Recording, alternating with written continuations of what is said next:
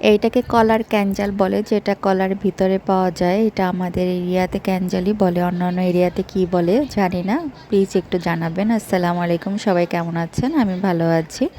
আমি কড়াইয়ে তেল দিয়ে পেঁয়াজ দিয়ে দিলাম, তারপরে দিয়ে দিলাম কাঁচামরিচ, তারপরে একটু লবণ, তারপরে দিয়ে দিব সরিষা বাটা, আদা বাটা, রসুন বাটা। আমি একসাথেই বেটে নিয়েছিলাম।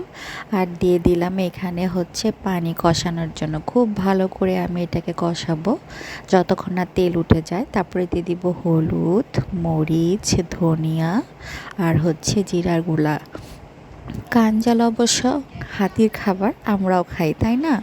খুবই মজা লাগে। এটা আমার বাবার খুব পছন্দের ছিল। তো কাঞ্জালগুলো ছোটো ছোটো করে কেটে আমি লবণ দিয়ে ধুয়ে নিয়েছি যাতে কালো না হয়ে যায়।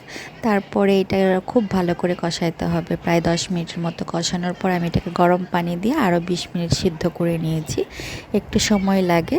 তো মাশাআল্লাহ হয়ে গিয়েছে আমাদের কাঞ্জাল।